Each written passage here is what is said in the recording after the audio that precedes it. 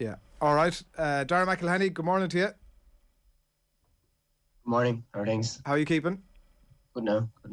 Darragh, you're fresh from obviously helping Team Ireland to win gold at the European Cross-countries last weekend, the under-23s event, and your own silver in the 8,000 as well. What's the last few days been like? Yeah, it's been fairly hectic now. Yeah, obviously there was a lot more kind of like I suppose like media attention and stuff like that after the race than we'd be used to. So yeah, trying to navigate all that the last couple of days, and managed a trip to Sellers Park in the middle of it as well for Palace Southampton on Wednesday night. So yeah, it's been fairly hectic, but it's been great. Are you a Palace fan? Yeah. Right. How does that come about? My dad's from South London, so he was a season ticket holder growing up and stuff. So me and my 4 brothers are all subjected to supporting Palace since we were young. But yeah, we're kind of reaping the rewards of it now. But it was a few tough years there for a while. Jeez, Damien Delaney must be your hero. Like Cork and Crystal Palace collide. Yeah. Honestly, coming back from a race before, there was about 8 of us, and like we split into 2 cars, and one of the cars stopped in one petrol station, and we stopped in a different one, and they met Damien Delaney up at the cashier, and it's still one of my biggest regrets. I got in the wrong car on the way down because he's a legend. That's class. And do you go over often? Yeah, I used to go over a little bit more often, obviously before COVID. The last day was the first game in 2 years. But before that, I probably used to go over like the Bones like 3 times a year maybe. Because my brother actually lives over there as well, so it's nice. Like, and obviously because I'm in university in Dublin as well, like you could get there so quickly as well. But yeah, hopefully start going a bit more often now. But I was just listening into talks of circuit breakers and stuff like that before I hopped on, so it could be another way before we get out there again. It's a disaster. There was a goal, Palace score after 2 minutes. Yeah. And you're thinking this is great, sweet, good game to be at. Yeah, it was. It was okay. Like, only bad thing though is when you score that early on, you're kind of like, it's only downhill from here, which it was. Conceded 2 goals in like 4 minutes in the middle of the first half, and then grabbed one in the second half again. But no, it was grand. But like, we're just drawing a lot at the moment, when seeing a win every now and then. But it was still good. It was obviously just having not been there in a while as well. It was pretty good. Is that how you let your hair down after the weekend, or what else are you up to? Yeah, essentially. I mean, like really since like September or so, you're kind of trying to just like stay on the straight and narrow, and stay out of harm's way as well. Like, whereas so I suppose since the game, like, we were able to kind of celebrate a bit after on Sunday night, and then what does that involve? You're out for a few pints is what you're saying there. That's the stall. Yeah. So it was actually nice though, in fairness. We've kind of been able to do that a bit, especially like as much as kind of as a team as the kind of 5 or 6 lads that are actually on the under-23 team. It's kind of because a couple of us are in Dublin and stuff, so I've been able to go out with them a couple of times. But obviously having the trip to London in the middle meant that I only got back yesterday morning, and I had an exam yesterday morning and another one on Monday, so I'm kind of just trying to keep my head above water now, really, until I get to Monday and then home for Christmas. Yeah, trying to get through all that. And like, was part of that a release after like a tough enough year for you there for a number of different reasons? Oh yeah, 100%. Like, you need a couple of days at the end of every season. Like, I think like my kind of attitude to like kind of socializing and stuff like that, like during training, has kind of changed as I've got older. I used to be very kind of like, I wouldn't leave the house for 3 months at a time when I'm coming into a big race, and then the 2 weeks after it would kind of be like a bit of a free for all. Whereas I think I've kind of matured a little bit from that. But it is still a case where, like, after the race, you've put in, such a long graft or whatever, and you want to, as you say, just kind of let your hair down a bit and kind of enjoy it. But at the same time now, it's Friday morning now. By the time we get to Monday, really, I think time for that's kind of over, and it's kind of on to the next. Like, yeah. How incredible was that atmosphere, and where does it rank, I guess, in terms of your own sporting experiences on Sunday? I wasn't there myself, but it looked absolutely electric from the videos that we've seen. The fact, obviously, that you're in the conversation for a podium spot right the way through, I presume it is right up there as one of the greatest moments in your young career so far. Oh yeah, for sure. I think it goes straight to the top spot, to be honest with you.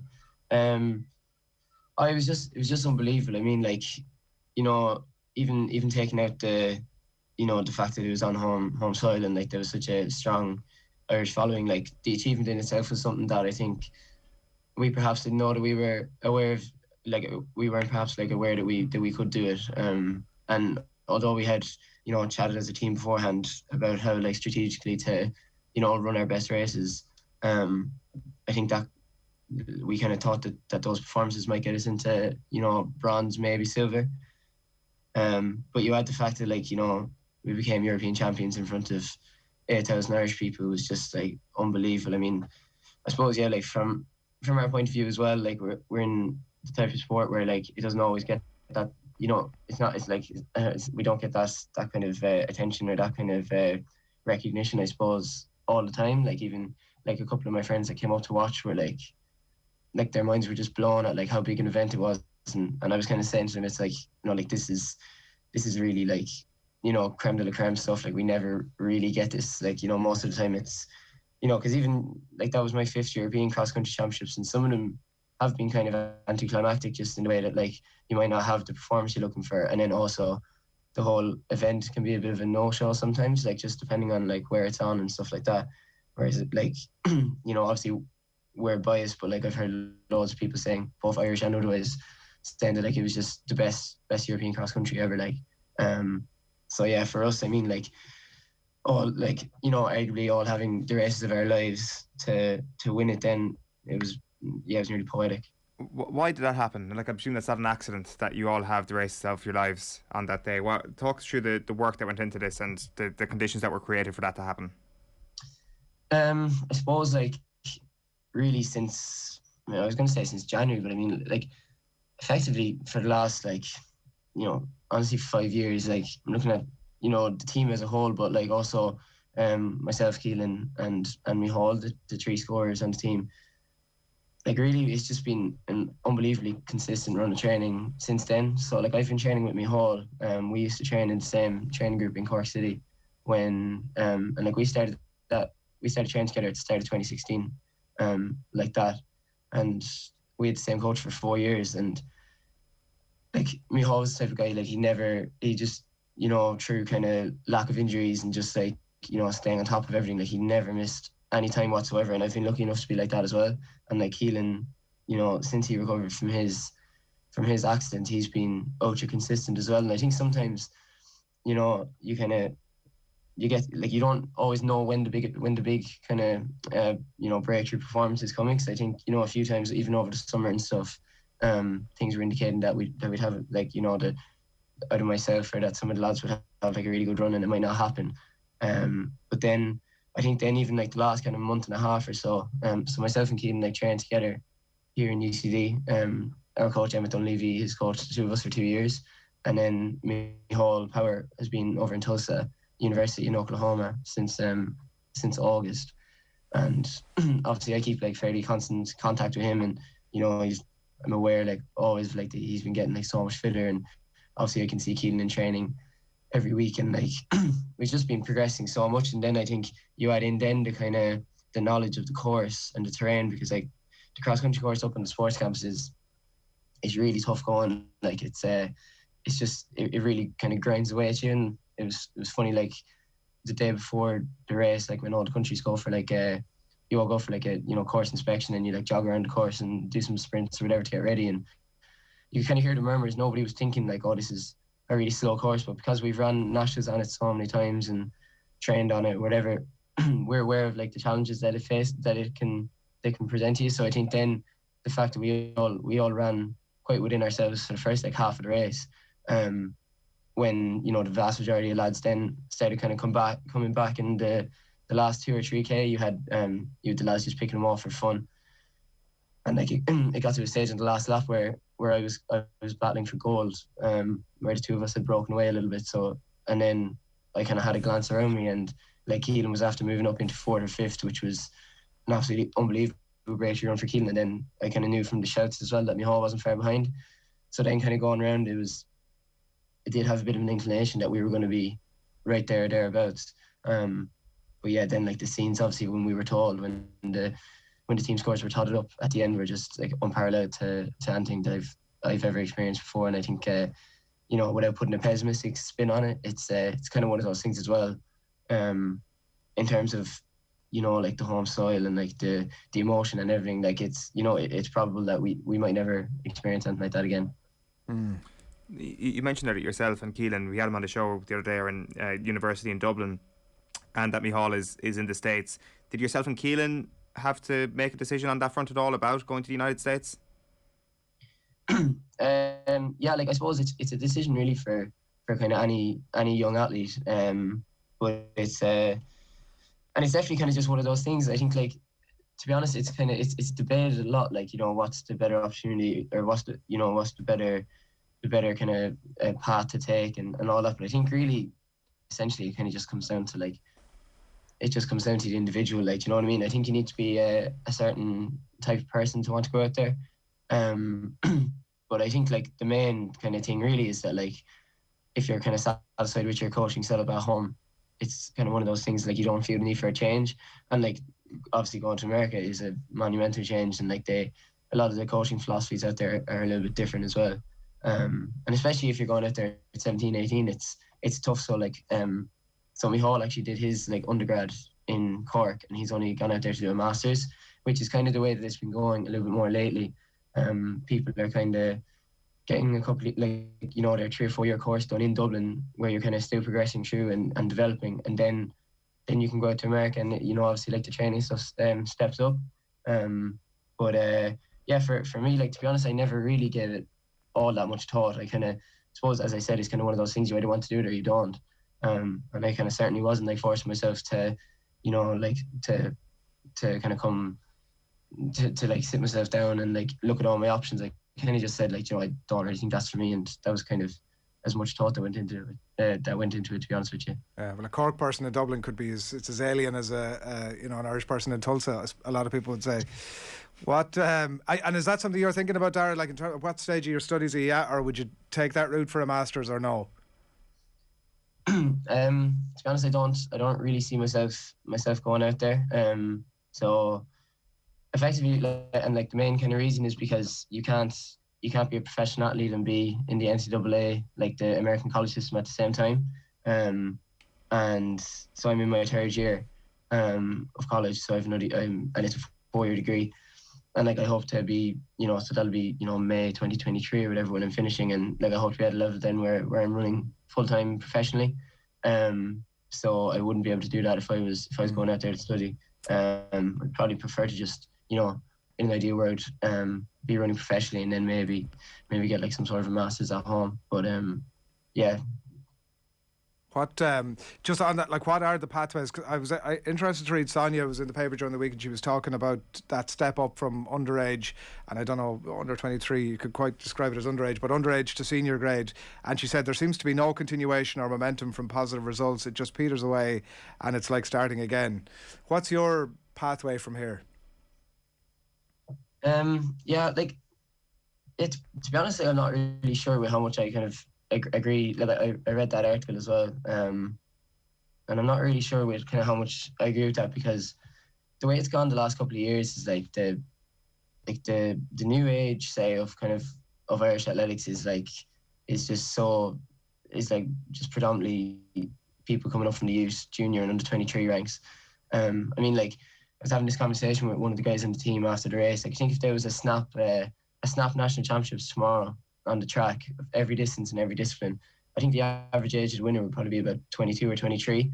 And like, we've got, you know, like, there was recently the Irish senior 5,000 meter indoor record was just ran by an athlete, Barry Keane, who's over in America, who's just come out of under 23 level.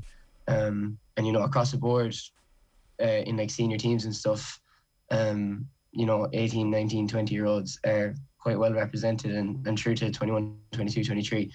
So I think, like, you know, and the thing is as well, I think like, effectively what you want to do is get yourself to a level where you are being paid to run, and, you know, and you can pursue a professional career. I think that's the key. And I think it's kind of more like, you know, there's not really in my opinion, there's not really a solution. If you're, you know, it's like anything. if people think that you're kind of good enough and like want you to, you know, represent them or whatever, you'll kind of be paid to do it, and then it's up to yourself, like how you pursue it. I mean, there's so many different ways. Like you have, you know, European athletes who prefer to like, you know, live and like base themselves out of home, and then like go on, you know, like, you know, maybe 3 or 4 like long altitude training camps a year. Or else you have the kind of European athletes who might move to America, to a place like Boulder in Colorado, or like Flagstaff, Arizona, places that are based at altitude, you know, things like that. But really, I think like what's been great the last couple of years is like there's a lot more like groups training together and stuff. So like there's a really good group in Mullingar. They're all trained together. I mean, they've got you know, Keane McPhillips is my roommate here, the European 1500 meter champion under 20. They've got like a big group of lads all trained together. We've got a big group of lads here in UCD. There's a group in DCU. There's Dublin Track Club. There's loads really. So I think really like the key is, if you're putting yourself in an environment where everybody's kind of improving around you, and you know you're all helping each other to improve, it then begins to open doors for things like going away on camps and things like that.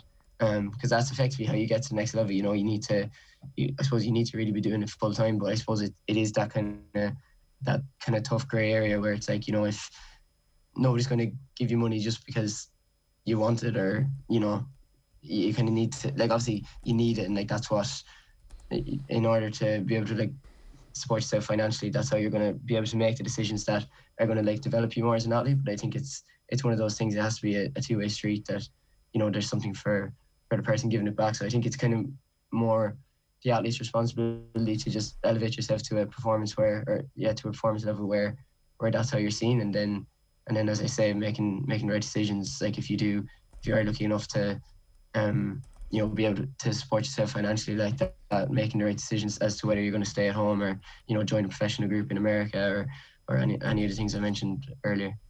That's all really, really interesting stuff. Like one of the things, because there's loads of things that we could pick up there, but just one of the things you said is if there was a snap national championships tomorrow, that the majority of the winners would be 22 or 23. And that's really interesting to hear someone like you say that, because I guess maybe one of the most interesting debates that was had in athletics over the last few months was around Rashida Adeleke not getting selected for the Olympic Games. And of course it's quite a different discipline to yourself, and she's sprinting, but I'm not sure, is there the sense that actually maybe youth isn't being as valued as, or maybe not being as rated as highly as it should be by those that make these sort of decisions at the moment, or that perhaps people aren't aware of just how talented your generation is and how ready they are to actually take over and be the national champions and the potentially even the national record holders at a point? Yeah, no, it's a fair point, I think. But I think really it comes down to the fact that, like, I think the performances are kind of speaking for themselves at the moment, especially like even on Sunday there, the junior men came second with their team, and like I don't know how many medals junior men have won before, but it's definitely the first medal that the team were like disappointed to win, because they were absolutely going for gold. Like they nothing else was kind of satisfying them. And I think, like, you know, the way it's going to work out in the next few years, it's like, you know, all these athletes are going to keep on progressing. Like even our team is obviously very young. We're all like, you know, 20, 21, 22. You've got the lads behind us, and then there's like even the senior team, like you've a lot of young guys in that, like Brian Fay and Cormac Dalton, and Paul O'Donnell. The three of them on the senior men's team are they're only their first year out of under 23. So I think it's kind of more like you kind of run yourself onto these teams. I think, to be fair, the Rashida Adeleke scenario was unique in the way, like when with the junior championships, was it a couple of weeks before or something like that.